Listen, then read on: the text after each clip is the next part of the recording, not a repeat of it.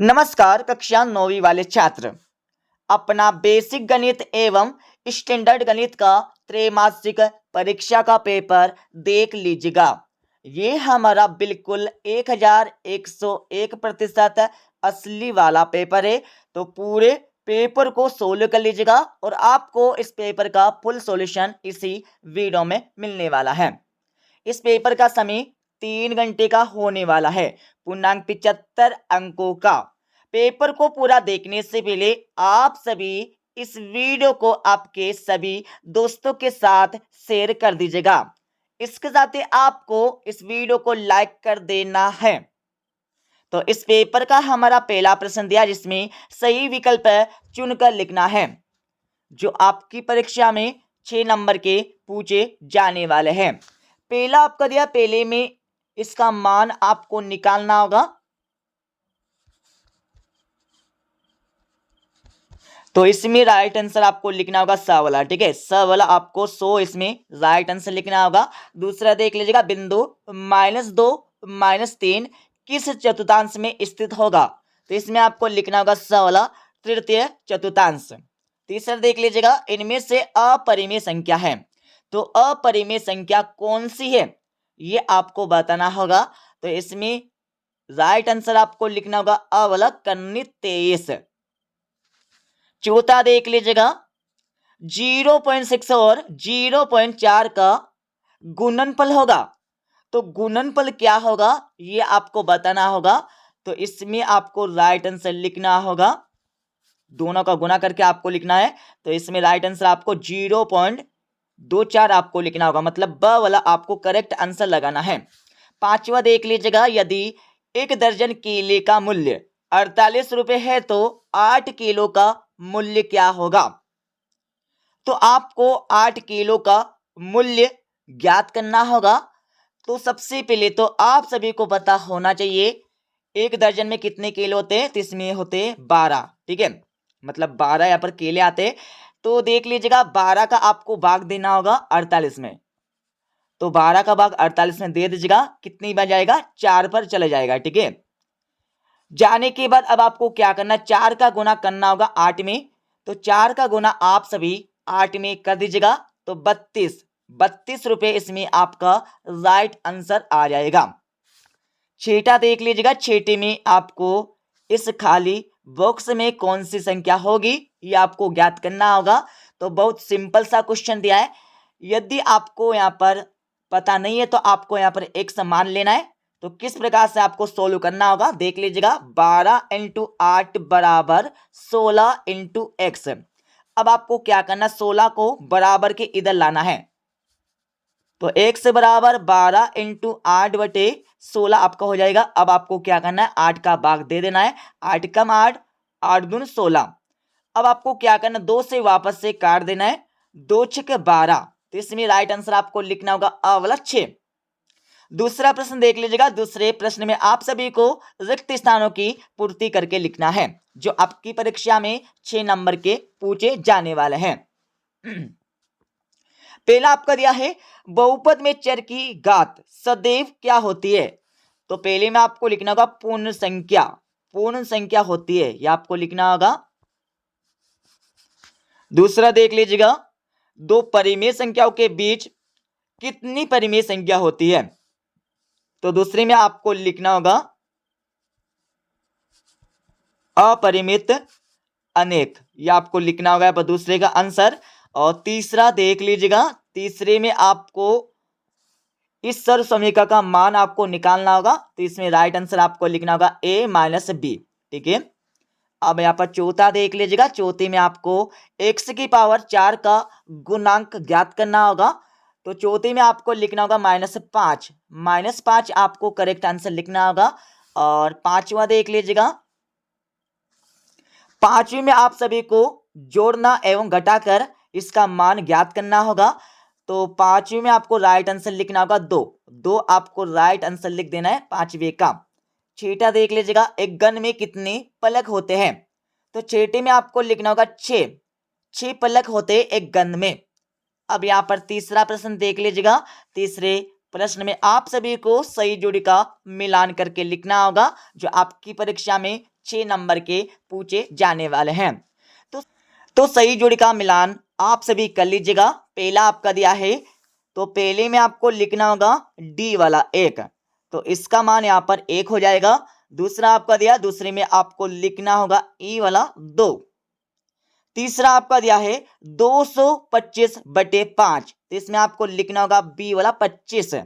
चौथा आपका दिया है, चौथे में आपको लिखना होगा -6।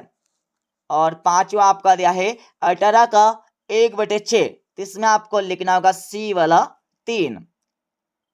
छठा आपका दिया है कन्नी 49, तो इसमें आपको लिखना होगा ए वाला 7। तो इस प्रकार से सही जोड़ी का मिलान हो जाएगा।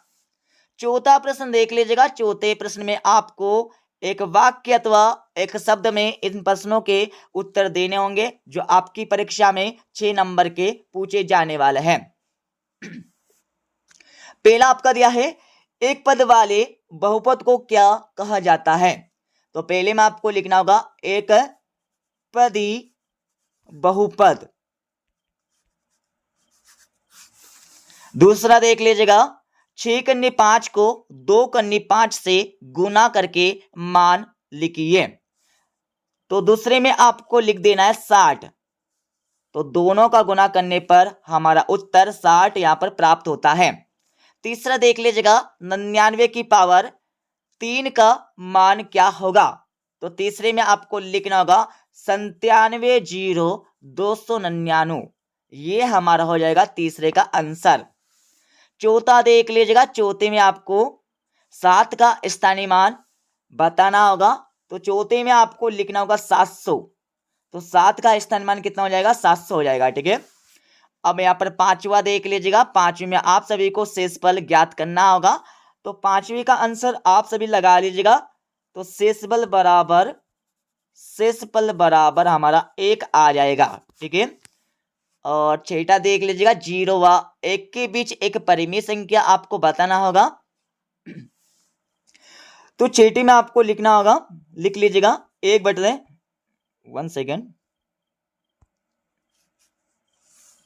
छठे में आपको लिखना होगा यहाँ पर 1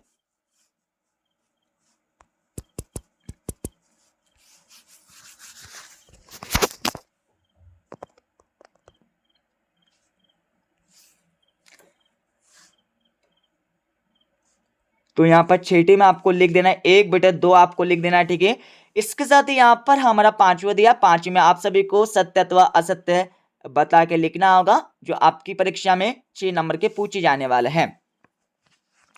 तो आपका पहला दिया है, बहुपद 7x की पावर 3 एक त्रिघात बहुपद है, तो बिल्कुल यहाँ पर सत्य हो जाएगा। दूसरा आपका दिया है, एक गण में 12 कोरे होती है, तो बिल्कुल यहाँ पर होते सत्य हो जाएगा। तीसरा आपका दिया है, शंकु एक गोलाकार ठोस आकृति होती है, तो बिल्कुल यहाँ पर नहीं होती है, असत्य हो जाएगा।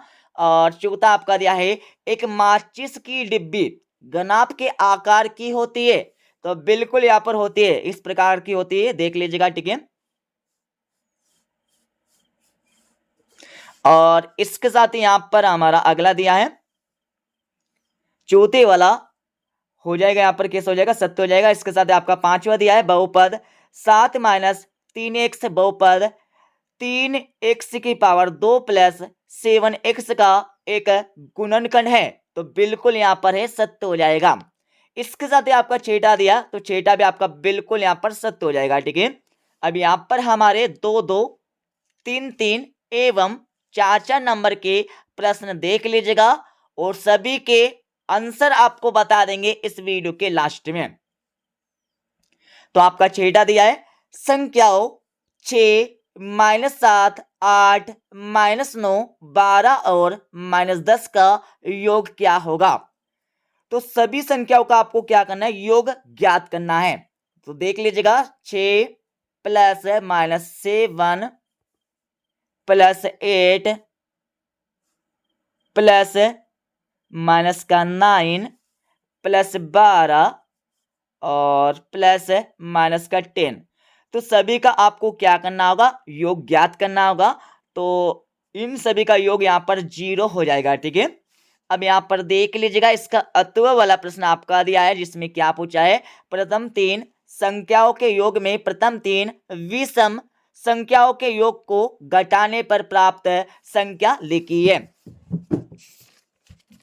तो देख लीजिएगा इसका आंसर आपको किस प्रकार से सोल्व करना होगा परीक्षा में। तो इस क्वेश्चन को सोल्व करने के लिए सबसे पहले आपको प्रथम 3 सम संख्याओं का योग करना होगा। तो 2 + 4 + 6 बराबर हमारा 12 हो जाएगा, ठीक है। उसके बाद आपको करना होगा प्रथम 3 विषम संख्याओं का योग। तो 1 + 3 + 5 = कितने हो जाएंगे यहाँ पर? तो 9 हो जाएंगे, ठीक है। अब यहाँ पर क्या पूछा है? विषम संख्याओं के योग को घटाने पर। अब आपको घटाना होगा तो 12 - 9 बराबर कितना हो जाएगा? तो इसमें 3 हो जाएगा, ठीक है। तो राइट आंसर आपको लिखना होगा 3। इस प्रकार से आपको सोल्व करना है। सातवां देख लीजिएगा, संख्या 532 में क्या घटाए कि 452 प्राप्त हो। तो इसमें आपको घटाना होगा x। तो माना कि 532 में x घटाया जाए तो देख लीजिएगा 532 में आपको घटाना होगा x। तो कितना प्राप्त होता है? 452 यहाँ पर प्राप्त होता है। अब आपको क्या करना है? अचर राशि को एक तरफ कर लेना है। तो कर लीजिएगा -x बराबर 452 - 532। तो यहाँ पर देख लीजिएगा 452 में से 532 जाएगा तो कितना बचेगा? तो इसमें आपको लिखना होगा -80 बचेगा। अब यहाँ पर देख लीजिएगा माइनस से माइनस हमारा कैंसिल हो जाएगा तो 1 से बराबर कितना हो जाएगा? 80 हो जाएगा, ठीक है। तो कितना घटाया जाए? तो 80 घटाया जाए तब यहाँ पर हमारा 452 प्राप्त होता है, ठीक है। अब यहाँ पर अतो वाला प्रश्न देख लीजिएगा, किसी संख्या में 126 जोड़ने पर 676 प्राप्त होता है तो वह संख्या क्या होगी? तो वह संख्या आपको निकालना है। तो किसी संख्या, तो आपको मान लेना है वह संख्या x है। तो 126 में आपको x को यहाँ पर क्या करना? जोड़ना होगा। तो कितनी यहाँ पर प्राप्त होती है? 676 प्राप्त होती है, ठीक है। अब आपको क्या करना होगा? चर राशि को एक तरफ करना होगा और अचर राशि को एक तरफ करना होगा। तो कर लीजिएगा x बराबर 676 माइनस 126 घटा लीजिएगा। तो इनको घटाने पर 550 यहाँ पर प्राप्त होता है, ठीक है। तो वह संख्या कौन सी है? तो 550 है, ये आपको लिखना होगा। अब यहाँ पर हमारा आठवां प्रश्न देख लीजिएगा, 7 या 528 में संख्या 5 का स्थानीय मान क्या होगा? तो आपको स्थानीय मान निकालना होगा 5 का। तो लिख लीजिएगा 5 का स्थानीय मान 500 हो जाएगा। अथवा देख लीजिएगा संख्या 1234 को प्रसारित रूप में लिखना होगा। तो लिख लीजिएगा 1000 प्लस 200 प्लस 30 प्लस 4। इस प्रकार से आपको परीक्षा में प्रसारित रूप लिखना होगा। 9वां देख लीजिएगा, 52 में 8 का भाग देकर भागफल तथा शेषफल आपको निकालने होंगे। और अतव्यय वाले प्रश्न में क्या पूछा है? 72 कंचों को 6 विद्यार्थियों में बराबर बांटने पर एक विद्यार्थी को कितने कंचे प्राप्त होंगे या मिलेंगे, ये आपको निकालना होगा। तो सिंपल सा है, 72 में आपको 6 का भाग देना होगा। तो देने के बाद यहाँ पर 72 कंचे प्राप्त होंगे, मतलब एक विद्यार्थी को 72 कंचे मिलेंगे।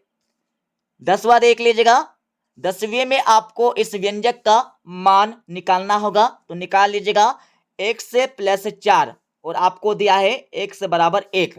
तो x का मान आपको इस व्यंजक में रख देना है, रख दीजिएगा। 1 + 4 = 5 हमारा राइट आंसर हो जाएगा।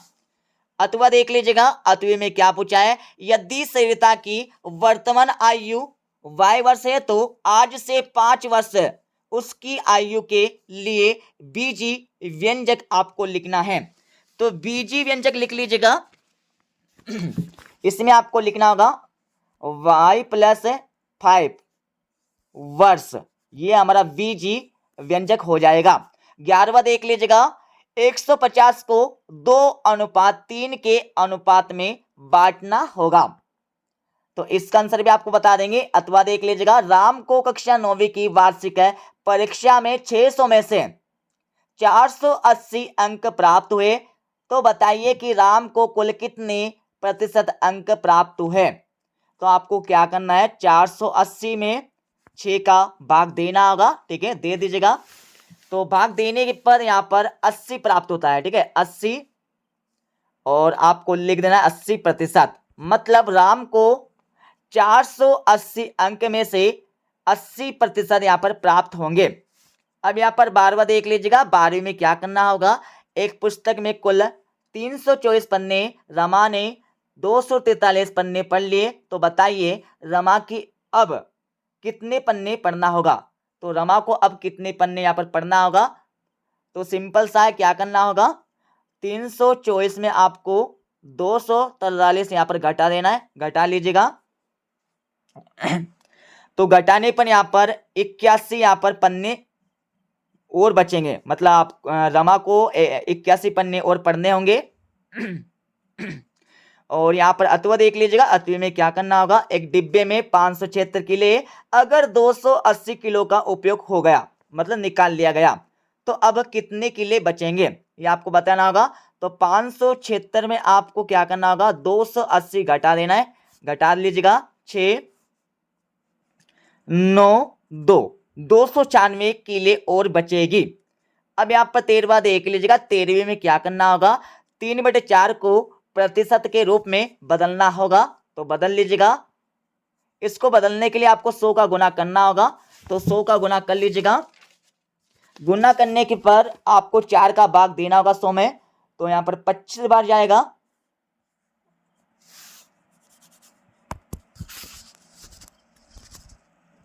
One second.